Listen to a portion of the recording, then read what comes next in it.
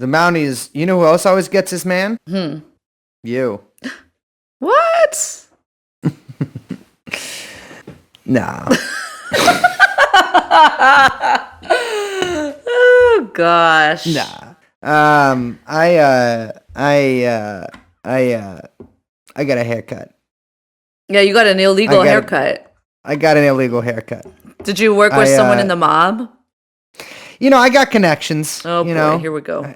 I know a couple of people here or there. You know, I know a couple of guys who use the blade, and I during Corona they were studying the blade.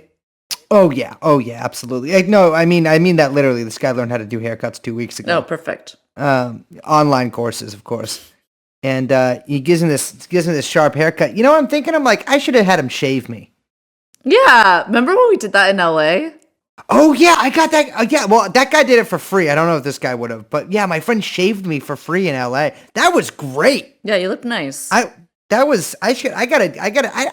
like the thought though of a guy with such a sharp blade so close to my throat due to the feelings that I sometimes elicit in certain gentlemen. And also, you never know who's out there and who's a double agent.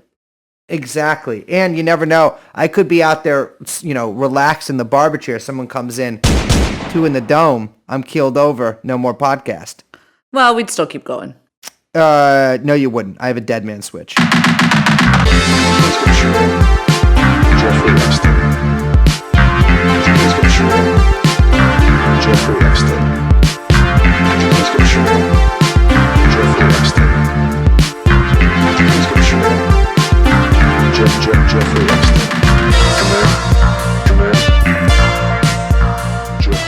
So, I get all you fucking assholes all the fucking time emailing me, calling me, doing WhatsApp messages to me, sometimes sending me obscene letters, being like, why don't you talk about Canada more?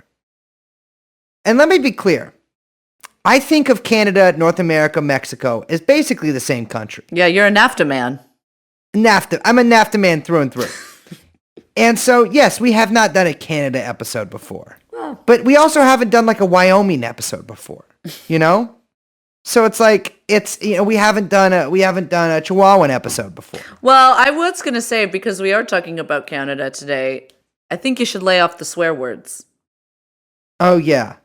My bad. Let me think of some Canadian these cropulent fuckwaffles that have been emailing me have been really getting on me old nervy worvies. That's Canadian Cockney right there. All right. Hello, everyone. Welcome to TrueAnon. I'm Liz. My name is Brace. Just keep interrupting each other. We're joined by Young Chomsky. Interrupting you. You're interrupting him this time. You're not interrupting me. You're interrupting him, and so that's double rude. I'm sorry. Sorry about that. Apology accepted. Oh, we're off to a good start. This is great. I will say, because we're recording this after we did the episode. We basically did no Canada jokes. We didn't. You know why? Great respect. Great respect. Wonderful. Well, decent nation. Never been there. I was banned for 3 years. We're banned. Literally was banned from going back to Canada for 3 years. That's not surprising. How do you even get banned from Canada? A long story, but I did. Should I say this? I will say this. I jerked off in the Border Patrol booth. That's not true. This is not. I swear to God. Ask Max. I will text Max right now because I forgot to text him back earlier. Because the thing it's notable is because we were there for so long. Everybody did. How a party long? Of 8. Like something like 6 or 7 hours. Dude, what? You can't wait? Wait and do what, dude? They had all of our shit. I didn't have phones weren't good back then, and we couldn't use them anyways because of roaming. I jerked off. Oh my God, I hate this story so much. I hate knowing this. Well, it could end if you stop doubting me. I will never stop doubting you. You could just be like, that's true, and I accept it, and it's valid. And I'd be like, thanks, moving on. You know what? I accept that story is true. It's absolutely not valid. Do not do this. Do not do this. Do not do this to me. Do not do this to me. Do not do experiential erasure to me on this fucking podcast right now, Liz. All right, let's mount up and hop to it. Let's go get our man. Is that true, Brace? Yeah, it's true. Every single one of us jerked off.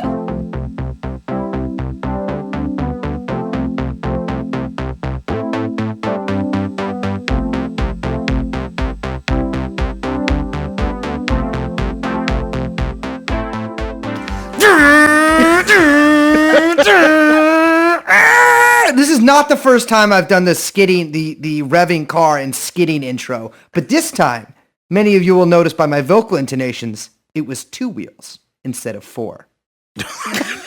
Welcome to a very special, I think our inaugural episode of Northern Lights edition of TrueAnon. We have with us here, straight from the fishing boats and smuggling boats. I'm not really sure what other kind of boats there are there. Of Nova Scotia, we have Andrew Neville from the Dog Island podcast. Andrew, how you doing? I'm good. There's like leisure boats too for just like chilling and like jumping off of and stuff, I guess. Oh, Yeah. that sounds nice. Yeah. Just a word. I'm doing well. Yeah. Just a word real quick. We will be doing this podcast in both English and French. So that's yes. the reason it's 3 hours long. Certain regulations in Canada do compel us to that, and we don't want to stir up any separatists. I am a famous supporter of the Quebecois separatist movement. So The only Shout out French I to really them. know is like how to ask if it's like okay if I go to the bathroom. I think that's like the or like airline French. Like I know like yeah. I'll tell you this. Once when I was in Quebec, I saw beer come out on a conveyor belt. Oh fuck yeah. I thought that was I was like, damn, that's crazy. You guys do it there. So we have brought you here today because a couple of articles have recently come out, which have ignited a lot of talk about what is the worst mass shooting in Canadian history that occurred not very long ago. A lot of you guys might have maybe vaguely heard about it, but it really wasn't followed up much on in the news here in America, and apparently not too much in Canada either. But yeah, let's just dive right into it. So what happened back in April, Andrew?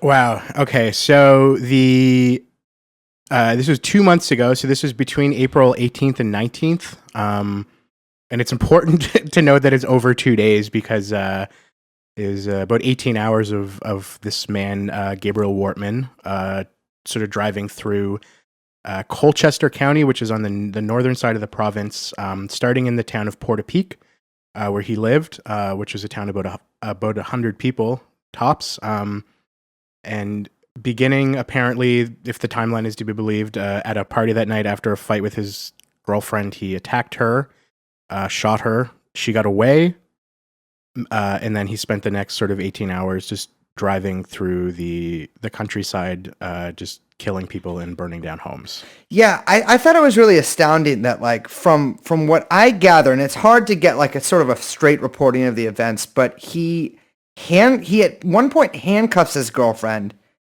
She somehow escapes and he shoots her, or I'm not really sure the order of those events, but she spends the entire night hiding out in the woods, and in fact, police sort of assumed she was dead because they couldn't find her. Yeah, and I think that one of the initial like the initial 911 call, there was a shooter. I don't know if it was her that made it or like it stemmed from this party. Like that was the first call to the police that something had happened. Yeah. And then I believe it was also like a very slow response. A lot of the stuff that happened over the night, like the sort of repeated motif is that it was a slow response by the RCMP to anything that had happened. Like there's one story about these 2 kids whose parents he killed while they were still in the home, and they apparently were on the phone with 911 dispatch for hours waiting for someone to show up. Jesus Christ. Yeah, like the I don't know how, like, I don't want to get too like morbid on it, but the individual details of like every event over those 18 hours are like pretty chilling. It's a lot of stuff like that. Yeah, it's really shocking that this like didn't get that much coverage for like 2 things that you pointed out right off the bat. One, the most like gruesome mass shooting in Canadian history occurred during the like COVID lockdown, which is even, I mean, this is like after the pandemic has hit. So that's even weirder. And that it lasted about 18 hours, which I think for Americans, I mean, like, I don't know, at least for me, it's like hard for me to even wrap my head around how this was able to continue for 18 hours, right? And you mentioned the like slow response, but it seemed like all the details of this story just are going to get weirder and weirder. So I just kind of want to prep people for listening if they aren't familiar with this case. It only gets weirder and weirder and weirder. Yeah, it's sort of like it's bad for your brain, I think, to think about it, maybe. But. Absolutely. I mean, I found the details. So right after he shoots his girlfriend, she runs off. He sort of goes from house to house in his little town, Portapiques, shooting people and then setting people's houses on fire. I think he also set his own house on fire too. And when the police get there, in sort of reports made afterwards, they found just like bodies in the street and houses on fire.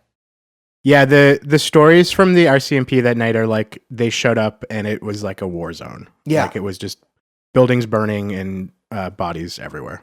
And then like, so he starts driving around, and from what I gather, he is dressed as a police officer and driving a car that is a decommissioned police car, or a car that's the same, you know how like you can buy. It's a replica police car with the actual decals. And I've seen pictures of the car. It is realistic. Actual decals of a real police cruiser around. And so he's driving around and for quite a long time too. That's what's like so astounding. Yeah, he like swaps cars at several points throughout the night. Like it's a really wild, because he had more than one of these fake police cars. Yeah. Which, okay, wait, I want to stop on that for a second. This is another insane detail. Okay, so not only does this, just to like back up for a second. So this guy, so it's like a 10:30 p.m. that he like starts this like rampage where he shoots like 7 people, burns all these houses, and is wearing a fake cop uniform and owns not one, but 2 replica cop cars. Correct. That he then uses to drive through Portapiques, shooting up what it looks like random bystanders through the night. Yeah, there's a story that a friend of mine's father, I know a bunch of people that live in the area, but like a friend of mine's father said a friend of his got a knock on the door in the middle of the night, and he thought it was the police, and he looked at the window. It was like clearly this guy who he knew who he was, and was just like, I'm not answering the door. What the fuck does he want? I'm going back to bed. Yeah. That's incredible. Which is really, just like so horrific to think of. I mean, and to be clear, like this guy killed whole families. I think 13 in total in Portapiques. He killed people and their kids. He killed dogs. That's been mentioned a few times. And he burned and burned and burned, which is, I will say, like, you know, we get a lot of mass shootings in the States, of course, but like usually they're like one location, or like sometimes they'll go to like a couple other places, but rarely is it this sort of like sprawl of mayhem and destruction. Yeah, he just didn't stop. Yeah. And by all accounts, like was prepared to keep going. Yeah. Like the whole ordeal ends the next morning near Enfield, which is a small town quite far from where he started. And it's just by chance that 2 cops are getting gas there while he pulls in to get gas. Oh my God. And they spot him and shoot him. And that's why it stops. So it's just by accident, basically. It's like total, just like dumb luck. And forgive me if I'm wrong, but I think he shoots 2 and kills 1 other. Well, I guess he's not technically actually a Mountie, although maybe that's not so we'll true. Get into that, but but at one point he shoots a couple of Mounties that are going around who have been looking for him, who I think were fooled by his car's appearance at first. Yeah, so the one Mountie that he does kill is a Heidi Stevens, I think was her name. And she spots him on the highway and tries to run him off the road. She tries to ram the car, but he had the front of his car had the like cattle catcher. Yeah, like the grill that like cop cars have. Yes. So he overtook her, hit her off the road, and then the detail allegedly is that he just walked up to her, took her gun out of her holster while she was like sort of stunned in the driver's seat, and then shot her, and then took her gun and just kept going. That's what I'm saying about this massacre, is that like the details of this are some of the most like gruesome that I've seen yet, just because he interacted with so many different people in so many different ways. But like a couple other things happened. I know at one point the police opened fire on like a fire hall that people had taken refuge in.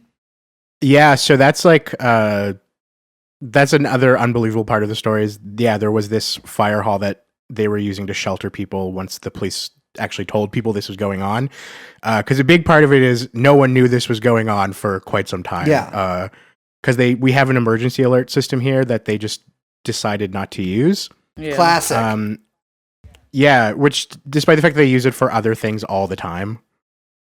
Like yeah, like it's like an Amber Alert style thing, or is it just like like everyone just phone gets a buzz that says like there's going to be lightning tonight, be careful, basically. And these two cops both show up at this fire. It's a firehouse, and just open fire because they think they see him, and like riddle the building with holes while there's people sheltering in place inside. Jesus, and those people were probably like, wait a minute.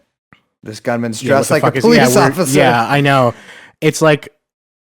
It's so, just impossible to imagine being in. Like, terrifying. And can you describe to me, like, a little bit about, like, where is Portapique? Or, like, talk about... Because, I've been to Canada, you know, and I don't have a great understanding of what's going on here with Nova Scotia. So, like, explain to me, and we'll get into this more later, but, like... What kind of town is Portapique? Like, where is that in relation to these other places?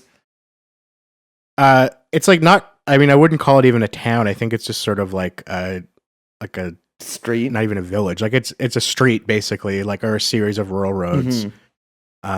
Just outside of Truro. So Truro is the third biggest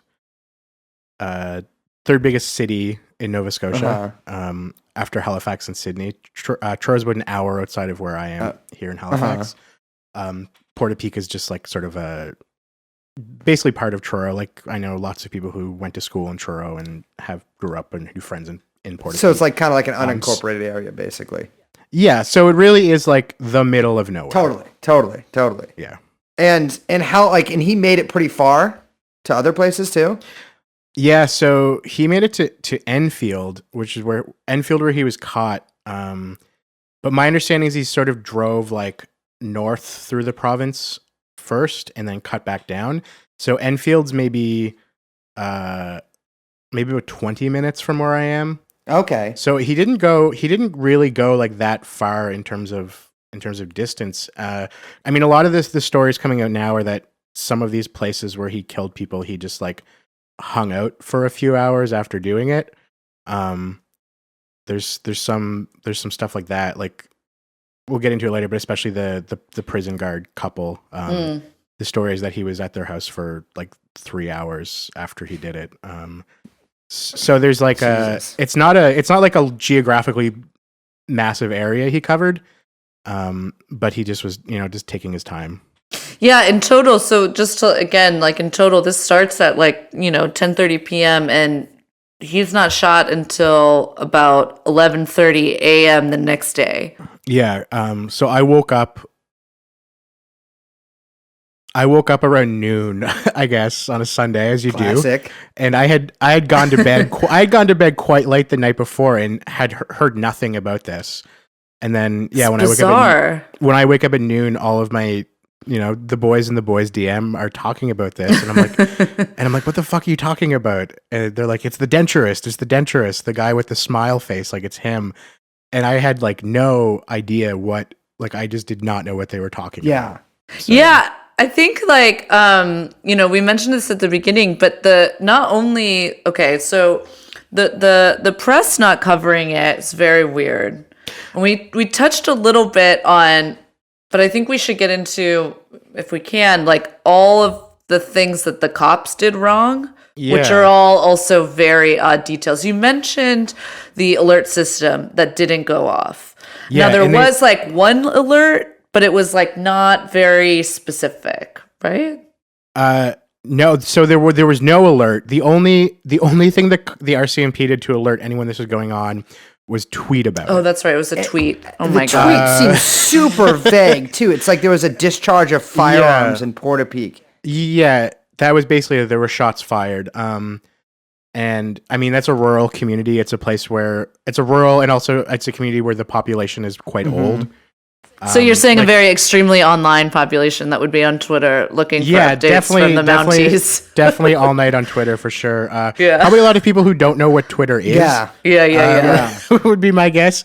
And that was their excuse for not sending the alert out is they were worried that if people were hiding and their phones started going off, he would find them easier.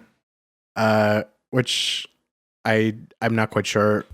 That seems a little. I mean, the thing is too, like there is at least one victim whose death is basically directly attributable to not getting an alert. It's a woman who I think went for a walk or a jog, and her husband quite rightly says that like if we had received any kind of alert that there was a raging gunman on the loose killing people both mercilessly and in some cases randomly, probably would have told my wife to skip her evening walk. Yeah. And I just want to clarify too, when I say that like this hasn't been covered a lot, like it was on the news constantly for like days and days after, but there's like a specific relationship here. I think that like the media and press landscape in Canada is pretty bleak right now, and like a narrow pool of people. And it was just like sort of the news just regurgitating whatever the RCMP press release was for that day. And then anyone, especially in the first few weeks that like really pushed it or questioned what had happened, was just sort of like told to shut the fuck up. Yeah. Like by both the RCMP and by like just people at home. That's like why I said this before we started recording, but like it is kind of like Nova Scotia's 9/11 in that regard, where it's like this sacred event that like you learn a little bit about, but you can't learn too much about. Yeah. Well, and even now, like it seems like people have been really pushing for there to be a civilian review of like exactly how and why the police made the choices the decisions that they made that night and that morning, and they're just completely shutting it down, right? Yeah. So I mean, even when it first happened, like our Justin Trudeau was like, we're not going to say his name on television anymore. Like that was the sort of response to it. Was classic like, Trudeau. Yeah. God, and, all these guys that went to like the Macron School of Politics, man, just they do that. You useless. Can't see the hand motion that Liz is making. That's probably good. But they tried to do that here for a second too. I don't know if you guys remember that, where they're like, we're not going to say any of the shooters' names, when it's like, yeah, you are. Give me a break. It's not like I'm getting this name tattooed on me, but come on, it's in the news. Yeah, so the inquiry stuff, there's been a lot of like the province and the federal government sort of trying to pass the buck back and forth. Like the province, most of the calls have been for the province to do an inquiry into it. But the RCMP is a federal policing agency. So they're saying because it was an RCMP like investigation or fuck up, that it's the federal government's responsibility to look into it. There's also a lot of stuff, if we're gonna get into it, but like reasons why I don't think a civilian inquiry is going to really get to the bottom of this, because there's rules in Canada about the RCMP disclosing certain things to oversight bodies, where that they can only disclose to courts if ordered, basically.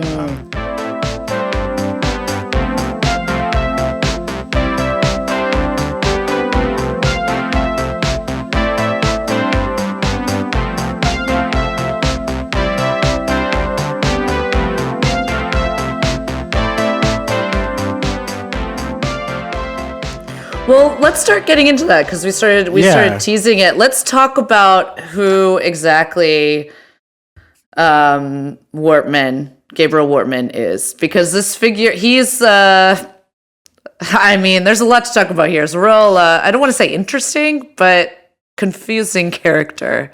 Yeah, if you were looking at this guy's life like a year ago without any of what we know now, you'd be like, this is one of the most boring motherfuckers in Canada. Yeah. So tell me a little bit about this Joker.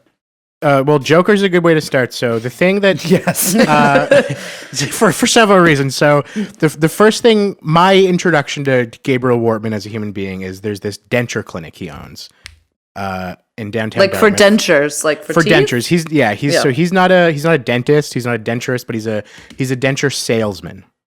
And he owns this. He was the owner of this denture clinic in downtown Dartmouth. Oh God, it does sound like Joker. When you you go to Dartmouth? So Dartmouth's another town here, but when you drive by it, the reason this place is notable is there's a giant 10-foot wide lippy Joker style smile. Oh my God. Like a sculpture on the side of the building. Like this horrific fucking man. like zero subtlety. That was a thing really quickly, about a week after the city just went and ripped it down. They were like, we're going to get rid of this. I saw there was a news story about people taking down the smile. But it's this thing that I've been driving by, God. my entire life. No joke. They don't want to have Joker Haj to the they don't to the smile. Yeah. Oh my God. Yeah. So he's this denturist. He operated this business in Dartmouth, but lived in about an hour away from there. And then there's some stuff I had learned about the last week from people who knew him, where he allegedly, through much of the 90s, was a cigarette smuggler. And that's where most of, I guess, his money came from, was running cigarettes. There's this sort of famous Cannonball Run style thing where we're just a cigarette corridor between Maine and New Brunswick. Wait, how much are cigs there? Oh, they're so expensive. They're $25 a pack. Oh, what? shit. I mean, how much are they in Maine? Let me hold on. Let me see what that $25 Canadian to US. What is it, $23? That is, I don't know. I just Googled that. It didn't tell me anything. That is $18 a pack. Yeah. Cigarettes are very expensive here. So they're sort of actually cigarette smuggling is one of the main organized crime activities. Is so wild in Canada, and has been for a while. In both sort of with biker gangs and then with the Quebec It looks mob. like cigarettes are $7.37 plus $2 in tax in Maine. So that's a that's a hefty great profit little there. that's a nice little margin. Yeah. So that's allegedly where he made his money. I don't know. I wasn't there. I'm not going to say what the guy was doing. But then it seems mostly unremarkable. There's a few other criminal or things that pop up over the last 20 years where he gets in trouble with the law. At some point in the 2000s, he beats up a 15-year-old kid outside of the denture clinic just for loitering, I guess. There's another story from some point in the last 10 years where he gets in a fight with some cops outside of the clinic because they had been parking in his parking lot while they go to the Tim Hortons next door to get You're coffee. fucking me. Come on. It's just every time I hear a Canada story, it involves the same Tim four Hortons. things. Yeah, it sucks ass. It's a fake country, so Yeah.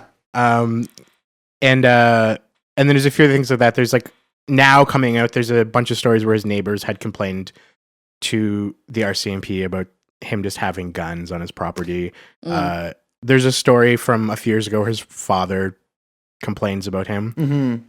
His father made a complaint saying he thought he was going to do something violent. And just a series of things that, as standalone things are unremarkable, but then when you piece it together, right. When this becomes the final part of it, that he murdered 22 people. Yes. it's like, yeah, of course. Well, Yeah, red I read flags. that apparently he kept lime and muriatic acid on the property in barrels, which is like, what? There's only one reason to And- do that. Yeah, and he had talked to like friends before about like how to dispose of bodies. Yeah, and you're just by like, the way, okay. for those of you who are not, I mean, all three of us, of course, are veterans of the Sicilian Mafia. Well, all four of us, technically. Although young Chomsky was killed and then replaced by a namesake. But that's how you dissolve bodies. Like, that's how you get rid of bodies, is using those chemicals. So there's also a National Post story that was up for a while, but I can only find like reference to it and can't find the meat of it anymore, where he had written an email to a friend about a month before this all happened saying he was looking forward to his soon retirement. Oh my God. So this was like, I think clearly a thing he, if not, I don't think it was like, this is the night I'm going to do it, but this was like like, I don't think this is a thing that was not thought out. Oh yeah, this is, I'm seeing it here in the notes, is that an email sent by Wortman to a potential business associate said he was residing in Portapique, enjoying his prelude to retirement, and that he was around in the AMs 5 to 12, studying the news on YouTube, and U is just the letter U itself. Nice. So he is, from what I gather in that, he is around from 5 to 12 a.m. watching YouTube for 7 hours. Which is like normal 51-year-old guy stuff. Yeah. That seems like it's not dark. It's dark. I shouldn't laugh at this. Yeah, but I mean, Jesus Christ. It's so weird. It's so weird. And it's only about to get weirder. So yeah. Not only so he's got like, okay, he's got acid for dissolving bodies on his property. He's got a shit ton of guns, ton of firearms, like tons. And what are like Canadian gun laws exactly?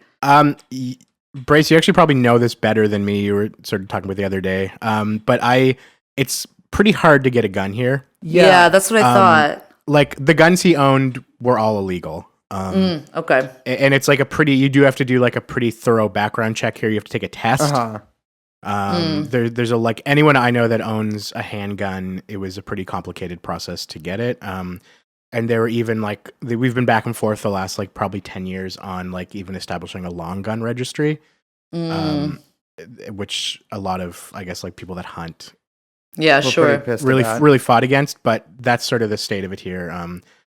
And it's like, it's not easy to get a gun here. Yeah, from what I gather, a lot of the guns, I don't know a ton about it, but for some reason, Norinco, which is like a kind of shoddy Chinese gun company, sells a lot of guns, some of which are like, there's a lot of workarounds that they do basically of American guns that's just for sale in the Canadian market. Just to reiterate, because we're trying to paint this picture. So you've got this like creepy Joker-fied denture magnet salesman Yeah. who has like acid on his property for dissolving bodies. He's got a shit ton of guns. He's got not one but two fake cop cars, which he had told people he wanted to make, like he wanted cars that looked like fake cop cars. He's got a fake Mountie uniform, or or not a fake one, but a real one that's maybe a little ill-fitting.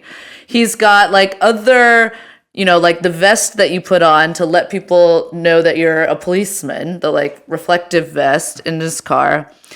And he's got, a neighbor who is also possibly a little bit mobbed up. A little bit. I don't even think it's possible. It's like he's been convicted. Okay. He faced so many charges. This is what's so wild to me that this guy's not in prison. Is the last news story I can find about it. He's been arrested a couple of times, at least. This is a neighbor. His actual like next door neighbor. He is the last thing out for him was 13 warrants, like just a couple of years ago. And this guy's not. Tell me about, and let our listeners know his name as well. Come on. His name is Peter Griffin. Like the Family Correct. Guy man. And he's in Canada's Canada's Maine too. We are in New England North. It's like the simulation is starting to show the edges. They're, cracks are Well, showing. the fucked up thing Yeah, too is Jesus that a Christ. lot of people don't know this, but he actually stole his uniform from a policeman in a wheelchair. And he had I don't want to make it a family. I'm Let's not not making a do family it, Guy yeah. joke. Yeah, I don't. You can do it. You're I'm a welcome to. girl, I so feel I don't bad. know. I haven't seen what Family Guy any in a of long. it There's a is, pedophile, I think. No. The show's about him. So Peter Griffin is a man, who was his neighbor, is the man who printed the decals for the fake cop car at the print shop he worked at. I tried to figure out exactly what print shop he worked at, and it was pretty hard, but there's only like 2 or 3 of them. Well, in he's Truro. no longer working there. I couldn't figure out the name. He's no either, longer but working he there, Apparently yeah. got fired. So he like off the books printed out just like Yeah. all of the shit that, which is, I gotta say, there's a lot of decals in that fucking cop car. And so like, he did this dude he got a good deal. Yeah. Printing's expensive. So this guy, Peter Griffin, was a member of the La Familia Mexican drug cartel. Can you repeat that? Can you repeat Okay. that sentence again? So this like real normal looking, like boring white dude living in like buttfuck nowhere, Truro, Nova Scotia, was a member of the La Familia Mexican drug cartel. That is.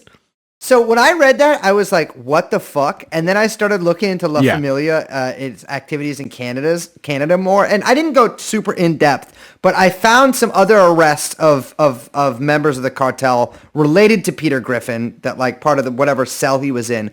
The names of those are La Familia members Cody Sterling Tribbett and Penny Sue Fleming, who got arrested, I think the year before Hell Peter yeah. Griffin did in 2015. They had $600,000 worth of drugs, 2 assault rifles, and $45,000 in cash proceeds of crime. Latinos Exactly. stay winning, but yeah, so this guy was just in the cartel, I guess. He was convicted in 2017. He was sentenced to 7 years. Apparently he did not serve 7 years. Yeah, it appears not. I mean, and he must not have served much at all, because if he had time to befriend, our man Wortman here and print these decals, get a job, etc. I mean, he must have been out for kind of a while. Yeah, like he couldn't have served more than a year. Totally. If he served any time. Is my read, if that. So he's there. He is hanging out with Wortman. They're like drinking buddies apparently. And yeah, it's like so hard to know like what the relationship past that is. But I think like knowing that allegedly Wortman was also into like some level of organized crime vis-a-vis smuggling, that it seems unlikely that they weren't discussing, their trade. Yeah. Like, how come you live in Portapique, Mr. Griff, instead of anywhere else in Canada? Well, and Griffin has there's another relationship, no, with Griffin and one of the victims? Yeah, so this is the part where when this came out last week. So this is all this sort of new stuff about Griffin, and it comes from these series of Maclean's articles that came out last week by Paul Palango, Stephen Mayer, and Shannon Gormley. The first one I believe was like Wednesday of last week, and then the next one was Saturday morning maybe. And what they had done is they had done the smart journalist thing where they followed the money. And they were back in March. Wortman from a Brinks facility took out $475,000 in $100 bills. And that was constantly I'm doing that. That was the thing where they were like, wait, why is no one following up on this? Which is sort of where you start running into this stuff with Griffin. And it seems like we can get to the money more in a second. We'll get to the money more in a second. Yeah. But the other connection from this article with Griffin is that 2 of the victims in the shooting are his cousins. His cousin and his cousin's wife. Stephen McLeod, I believe is his name. Sean McLean. Sean McLean. And Sean McLean, McLean, I don't know how to pronounce it. McLeod. And so he and his wife are also both prison guards in Truro. Let me read from Sean's obituary real quick. which was, I mean, just in the context of this shooting, I just found weird. So Sean's lifelong career choice led him to the Holland College, where he took the policing and corrections course. He had also taken the emergency response team basic training and negotiator training and became a skilled crisis negotiator for a number of years. In March 1997, Sean completed the correctional training program, which was just the start of his 23-year career as a correctional officer at Spring Hill Institution. During his time there, he had worked in various capacities, including Correctional Officer 1 and 2, Acting Assistant Warden of Operations, Coordinator of Correctional Operations, and recently Correctional Manager. As a past founder of the Union of Canadian Correctional Officers, he was Spring Hill's first local president and said to always have the health and safety of all members in mind. Oh, a leftist. Yeah, yeah. But also just like astounding. Like this guy was not just like a prison guard, but this guy was like the head of the local prison guard union. He apparently served a wide variety of like mid-level to mid-upper level positions at Spring Hill. I mean, this is just wild. And his partner, Alana Jenkins, was also a prison guard at the nearby women's prison. So two prison guards, and they like were the fact that they were both killed that night and that their house was burned down is seems like impossible to have been coincidence, I guess. Yeah, absolutely. Because they didn't live in Portapiques. He had to go out and find them. Yeah, he had to go to their house. And especially that they like the fact that they were this cartel guy's cousin is crazy. It's just fucking crazy. Every part of it's crazy. Yeah, and like I don't want to like cast aspersions on these people at all. That's not. No, that's not I don't want to insinuate that they were involved in organized crime. I don't want to like disrespect the dead in any way. But yeah, but like that's something that happens. Yeah, you know, like yeah, that is. Just normal. I'm not saying that they are, but like I'm saying that in the past, you know, similar things have happened. Well, without the mass shooting part. Yeah. I mean, yeah, I found a that certain incredible type of thing you sometimes end up getting involved in when you do a certain type of job. Maybe. Yeah, absolutely.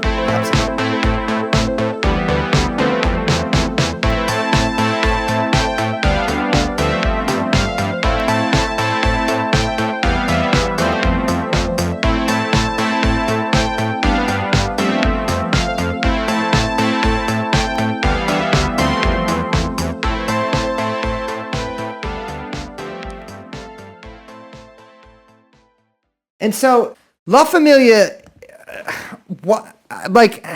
there's a lot of weirdness about a member of La Familia named Peter Griffin living in a small 100-person town, which by all appearances seems pretty quiet in Nova Scotia. But yeah. Well, there was another man here who did a murder in 2011 named Stephen Douglas Skinner, who lived in Dartmouth, where I grew up, who did this murder and then fled the country and then was arrested by the Venezuelan police in 2016 and extradited. Good job. Extradited back to Canada, where the Venezuelan police have suggested that he was a member of a Colombian drug cartel. Wait, and this guy's just from like... well, no, he's from like the also city. Another small like, town. A bunch of people I know went to high school with him. Like people I know him. Oh, no shit. And like he was... I gotta be careful. But he was like notoriously kind of this like white supremacist Nazi guy in Dartmouth, who was also a drug dealer when I was a teen. Like people knew who he was. You hear that, people? If you're like, fuck, how do I make people not racist and like hang out with people from other races? Get them into he diversified drugs. his personal life. He he checked a lot of boxes and he learned to do better. Yeah. How many white supremacists do you guys know that would go to Venezuela? So this guy Skinner is also he also allegedly was involved in sort of, big drug trafficking through Central and South America. Okay. And so, I mean, Nova Scotia is coastal, right? Like there's a lot of coastline there. And so kind of this picture I'm putting together here is if you want to bring things into Canada, a good way to do it is to just zip them across up from Maine. So we have two fairly sizable ports in Nova Scotia. Like Halifax, where I live, is a massive port. And then Digby, which is about 4 hours away from me, is a fairly big port, especially relative to the size of the town. I find that a charming name it's for cute. a town. And then also St. John, New Brunswick, which is about 5 hours away from me, is also a massive port. And that was like St. John historically, and again, word on the street is that is where the majority of sort of contraband actually end up coming in through is St. John. Like St. John is like quite close to Maine. Like it's like literally on the other side of the river. Like there's a border at Fort Kent, a border crossing at Fort Kent, Maine that like is just right by St. John. Yeah, so you just have lots of drug cartels basically running like motorboats of drugs into like not even ports. Like they just bypass the ports, like just right up on the coast. Which is weird because you can't get good drugs here. Like it's a very strange like It's like Australia or something. It's like you always hear about like drug busts, and then you look at the prices there. I'll tell you guys about it after, but they are tremendous. So that's a thing that was going on, and I mean Halifax was also sort of up until 2001 to 2003 was a pretty big biker town. Like the Hells Angels had a pretty assertive presence here. Yeah, we should pause and talk about the Hells Angels for a minute because that's also kind of a group that looms large over this story. And I think they've kind of fallen out of the popular American imaginary, but they're still very present in Canada, correct? Yeah, so they were actually gone from Nova Scotia for quite a while. Yeah, I read that they were made illegal in 99. Yeah, they were made illegal, and then a sort of series of busts starting in 2001 made it so that the clubhouses in Nova Scotia could no longer make quorum. And then by their own bylaws were no longer allowed to have clubhouses here. Oh my God. They didn't have the membership. Clever, very clever. I can't believe that they're actually like rules cocks like that. That the police were wreckers. They did it. But so from about 2003 until quite recently, there was officially no real Hells Angels presence here. There's a number of sort of proxy outlaw biker gangs that weren't full patch angels, but I think were sort of doing a lot of the same bidding stuff. Yeah. From what I gather, there was like a series of them. I think at one point they had like 8 different clubs that were essentially like front groups for Hells Angels or whatever. It's the old Trotskyite sort of tactic of just creating these. Well, not just Trotskyite, but mass. Trotsky also imprisoned in Nova Scotia once, not far from where this happened. Yeah, sidebar. So the Angels are definitely back though. Like I've been seeing them probably the last 3 years, just like around a lot more again. You see them like drive. I see them fucking drive down my street all the time. Like they're back. And I think like that coincides with the RCMP's sort of re-upping the effort to drive them out of the province again. I know. I read an article from just last December about how they're butting heads with a group called the Black Pistons, who appear to sort of be a front group for the Outlaws, which are like another old biker gang. Or I don't even actually think that they're that. I'm not as super into biker stuff. I'm not as knowledgeable as I should be, even though I did used to hang around the Hells Angels clubhouse here in San Francisco, although it was very was not the most exciting thing in the world. But apparently there's been some beef with them, and a little backstory on this. There was actually like a decades-long biker war in Quebec that killed over like 100 people. And this ended in like the early 2000s. It went on from I think the early 90s to the early mid 2000s, which is pretty crazy. Yeah, I mean the Hells make no mistake with the Hells Angels are bad. Yeah. Like- I really think Americans like don't know very much about this, to be honest. Like even like the suburb where I grew up, like there was a Hells Angels hit around the corner from my house when I was a kid. Like that was like a really big thing where like a man was just shot in his driveway in the suburb one night, and it was like an Angels hit. Like that's like a thing here, and a lot of the even through the 80s and 90s, a lot of pretty much all crime that happens is just like attributable to them or people who they hire. Yeah. Yeah, I also saw that, like you sent along that article earlier, there was another murder in Portapique a while ago that seems to be connected also to our so friends, the this Hells Angels, this too. was a disappearance that happened in 2000 of a man named Charles Madison who also lived in Portapique. Small town, big presence. And so there was also at the same time an outlaw biker named Randy Merceau, who had been murdered, allegedly by a man from Windsor named Michael John Lawrence, who allegedly was a Hells Angel. So that's like, I gotta say, for such a small town, like that's some connections to some pretty big organized crime. At least 3% of the population. You know what I mean? Yeah. Well, and that's doing good for the Hells Angels. Notoriously call themselves 1%ers. But that's so from what I gathered from reading, succession of articles about this, is that at times cartels sort of cohabitate and sometimes even cooperate with the Hells Angels in terms of drug smuggling and then distribution. Yeah, that makes sense. Yeah, and so that got me to put my thinking cap on here. And so why are we bringing up the Hells Angels? So to go back to the money from March. One of the sort of the big assertion made in these McLean's articles from last week is that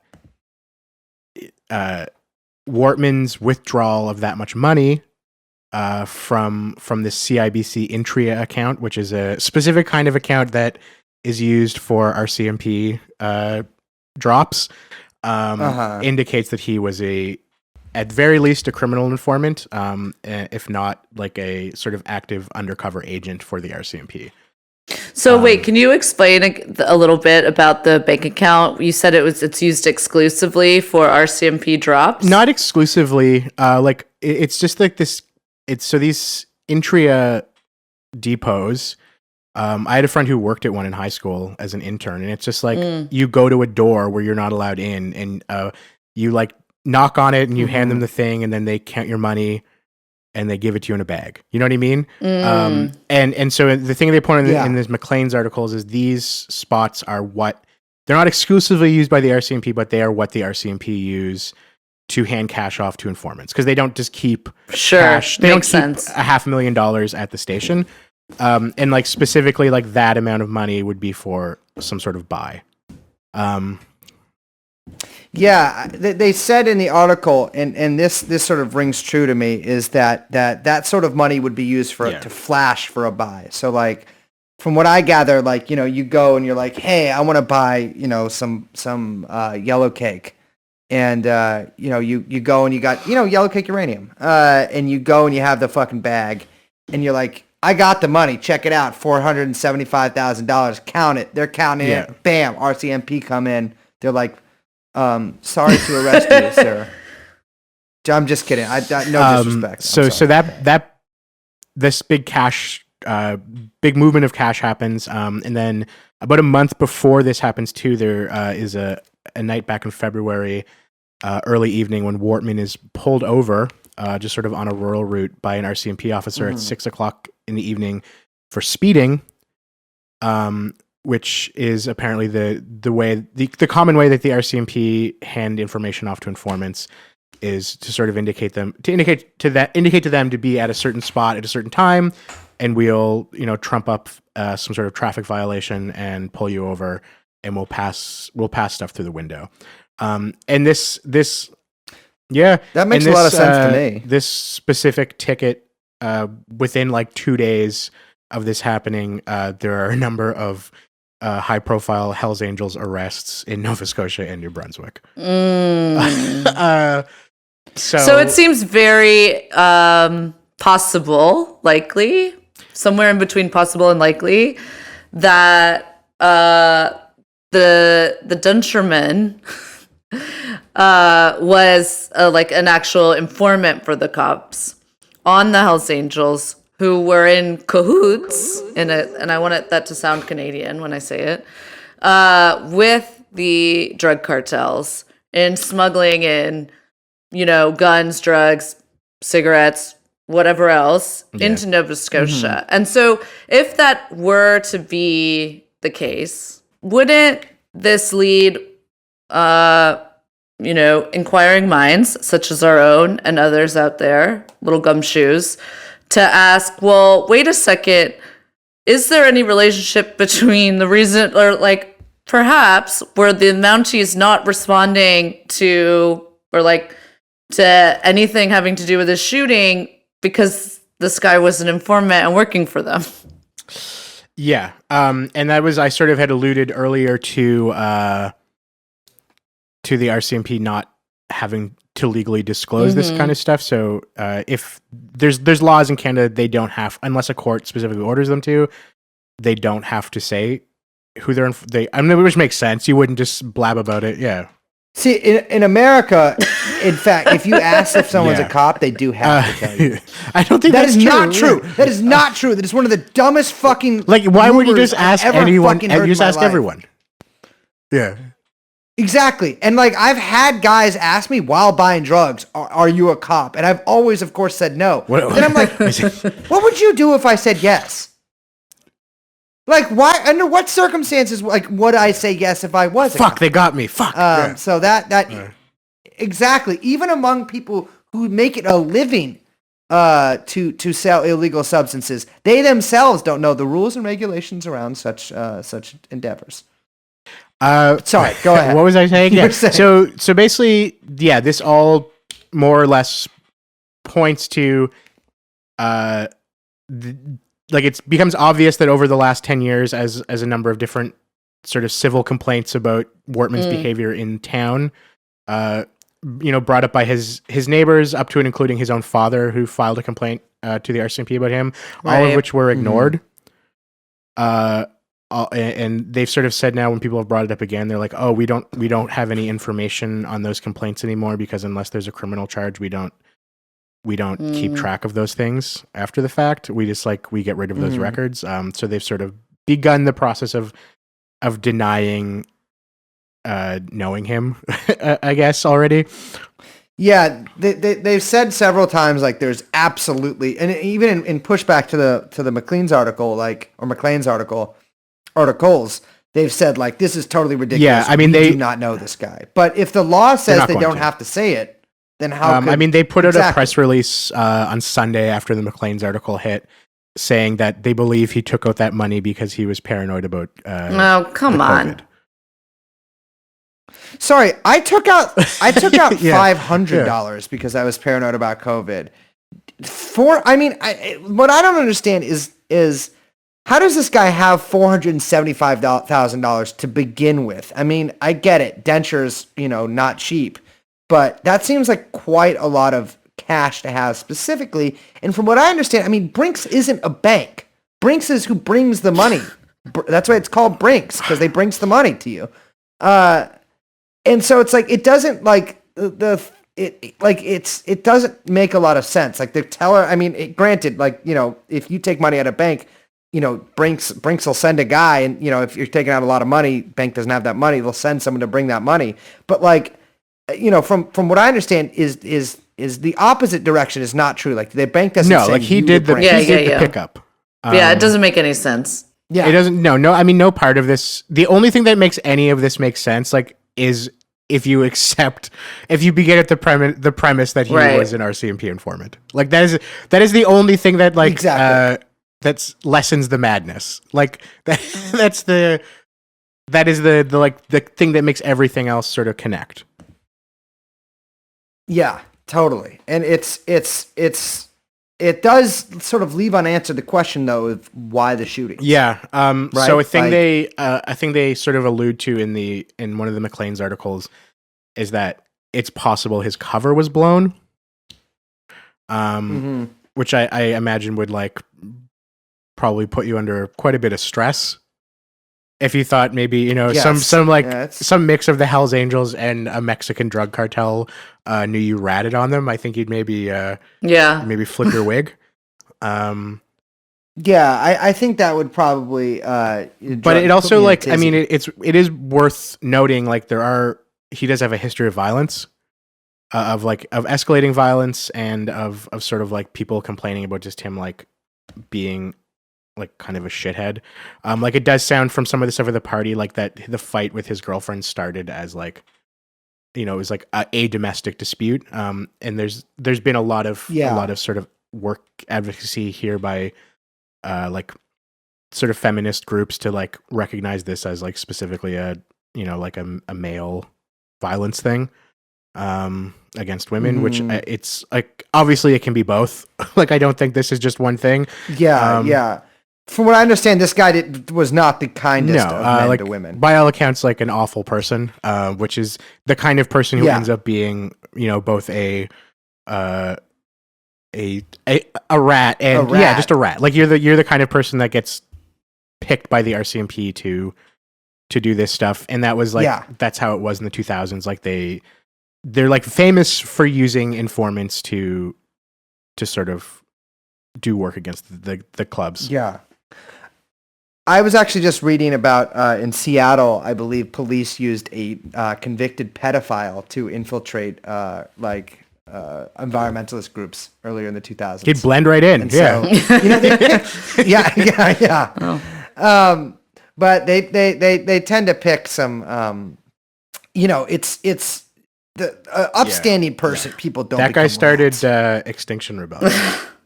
I mean, one thing I would encourage people because we kind of have to wrap up this story pretty soon, but one thing I would encourage people is that, like, you know, if they're interested in this case or, you know, if you're angry about this case, I mean, reading about it, it's like, you know, kind of like peeling back onion layers, kind of, you know, where it's like this insane rampage. And then you're like, wait, the cartels are involved. Wait, the Hells Angels are involved. Wait, the cops are involved. Like, it's this, like, you know, starts to feel very like Twin Peaks-ish, as is our style. Portapiques. Yeah, exactly. That's it. That's what's up. But I mean, one thing that really makes me angry is like, I mean, what the fuck were the cops doing? Like, this was, like we mentioned at the beginning of the show, and again, this has to be like reiterated over and over again. This was like nearly, you know, over 12 hours of a guy going on a rampage with the cops not doing anything they were supposed to, and in this instance, like shooting up innocent people in a safe house. They actually made it worse. Yeah, they made it worse. And was it because of a bad relationship they had with an informant or what? Like, where's the oversight here and what's going on? And like that to me is like a bigger story than the kind of insanity you can get into trying to sort of make shape of a kind of wild, you know, cartel mob hit shebang. My sort of read on it is that it's both. Yeah. And like I can't imagine that like the cops in fucking Truro had any idea how to respond to like a mass shooting. And the other thing that's worth pointing out is it's not the Nova Scotia RCMP that deal with organized crime. Right. Oh, okay. Like that is done out of New Brunswick. Sure. So like these specific cops responding to this thing likely would have, you know what I mean? Like it seems unlikely that they would have that relationship with him. That the New Brunswick RCMP would, unless it came from higher, just like, whoa, like what the fuck do we do? Because he was identified as a suspect like pretty quickly. Mm-hmm. Even though his house was on fire, I know that they were like, oh, I think it's this guy. Yeah. And notably, he didn't kill Peter Griffin, right? Like, no, he's just like, because he's still like, there's one of the articles they like try to reach out to him. Like they find his Facebook was still up, I think, until these McLean's articles came out. I mean, like Wortman's Facebook was still up the morning this was going on. Like friends of mine were pulling pictures. I have some stuff I can send you, like Kijiji ads of his he had posted. Oh my God. Trying to sell motorcycles. My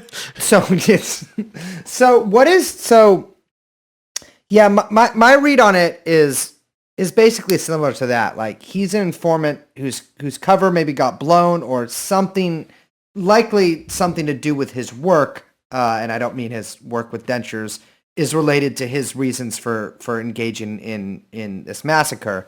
But it is interesting, like that this response was so bungled and now they're so tight-lipped about it that it's, I want to know what the hell's going on.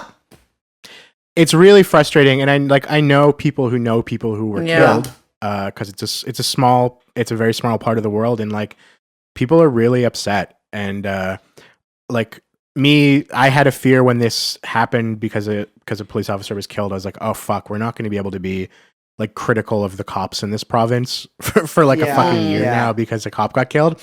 And then it was just like absolutely not the case. Good. Like, I know there's like a class action suit being leveled against the police that like against the police. Yeah. I mean, there's like I don't think it's like some sort of Gladio style operation. Like I don't think it's like that complicated. I think it's just like, I legit think the RCMP are just dumb as fuck. Like I think they fucked, like I think they fucked him both by blowing his cover and then they fucked up the situation by not really knowing how to respond to it. I will say like the only real evidence or like the only sort of arguments that could be made in favor of a Gladio thing are like the fact that it happened, I guess, at all, but the details kind of don't make that as clear. And then that they banned like so many kinds of guns that they actually banned several like BB guns as well. In the immediate aftermath, but like I can't imagine there would have been a ton of pushback about banning guns in the first place. I don't think Canada has a super robust gun culture as far as I know. People I know that own guns were like not stoked that they I mean they banned a shit ton of guns and of course like this guy's guns were all illegal anyway. It doesn't matter anyway. Exactly. Like the one guy who like didn't need to buy a gun at a gun shop is the reason that they're all banned. I mean, the RCMP response has been awful. And like, I mean, they even last week returned a car to one of the victims' families that still had body parts in the car. Jesus. Yeah. So the RCMP returned a car, one of the victims' cars to their family.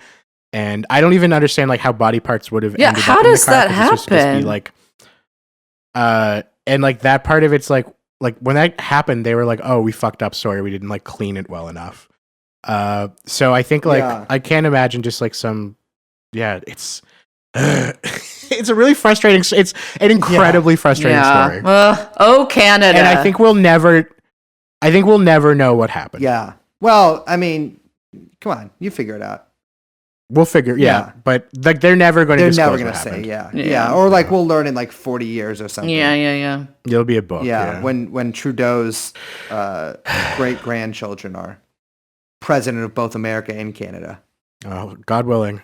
Well, thank you so much for joining us, Andrew. You guys, you assholes out there can follow Andrew at Andrew Neville. That's my name. Those are Andrew spelled Andrew, Neville spelled Neville. At Twitter. I mean, people, figure you never knows how to spell that shit. And listen to Dog Island. Andrew, thank you so much, my man. Thank you all. Thank you all so much. Yeah.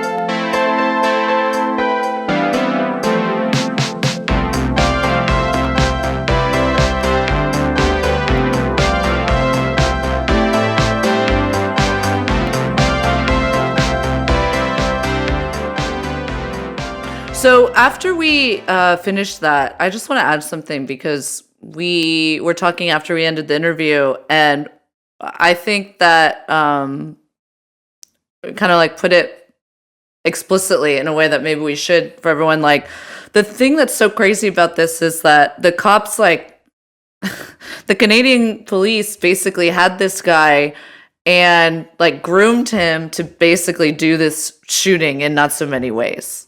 Right? Yeah. And it's just like so gruesome to get your head around. And it's really unfortunate that, I mean, look, everyone knows that just that TrueAnon don't have anything good to say about the American press, and actually have very bad things to say about the American press. But like, it's really insane that this story is getting absolutely no coverage. Yeah. I mean, just literally, like, if this team of journalists, or as you mentioned, like another Nova Scotian journalist, hadn't been looking into it, like, we wouldn't know this, and we would just see. I mean, I read a lot of articles about this case in the past, like, 4 or 5 days, and a lot of them, I mean, really just regurgitations of press releases. And I, to be clear, that's how, like, a lot of journalism works in a lot of different contexts too, not just like in police. But, really, good on ya. Famous Canadian phrase to Maclean's. Yeah, we'll link to those articles because they're a really interesting read. And it just reminds me, we were going to talk about this more, but we sort of just, there was so much to the Canada thing that we didn't. But it is notable that, this sort of recent shootings in the Bay Area and Santa Cruz, the Boogaloo shootings or whatever, were also done by like a someone who's connected to the government. A guy who had been in the Air Force on ground teams, I found this astounding. So it was done by two people, and this guy, his accomplice, he literally met him hours before the first shooting. They shot a couple of DHS police in Oakland during the protests, and then they shot a couple of cops down in Santa Cruz. I think 2 or 3, and I found that was pretty outstanding too. And then of course we have the Sarnia brothers, and we have Paddock. There's just it's a big government, but seems to be a lot of people who do these shootings that are pretty connected to it. Those shootings in the air base, I think, in Florida too, by the Saudi Arabian attached to do training here. My eyes are open, baby. I'd be remiss if I didn't mention way back in the day, friend and we'll say problematic friend of the pod, Ted Kaczynski, also had his connections with the U.S. government. Yeah, exactly. And we should I think it would behoove us to at some point really kind of go through these as a group, but also there's a lot of these that deserve a little bit more scrutiny. Yeah, agree. Especially the Sarnev affair. Another joker. But anyways, I'm juiced about this. We finally headed up north. Yeah, it's nice. It's nice. I was beginning to moose it. Oh my god. Sorry. My bad.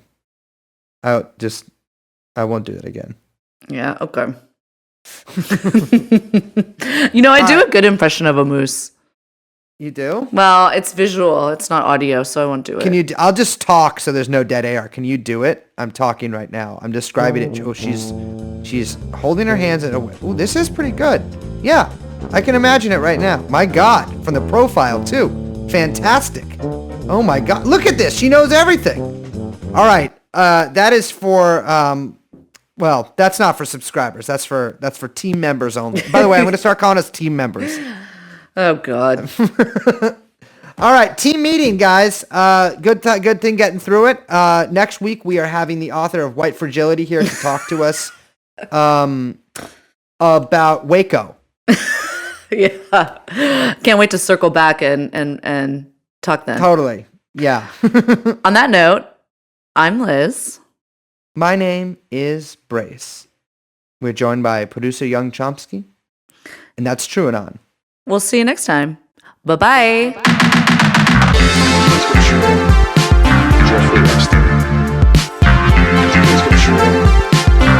Jeffrey Epstein.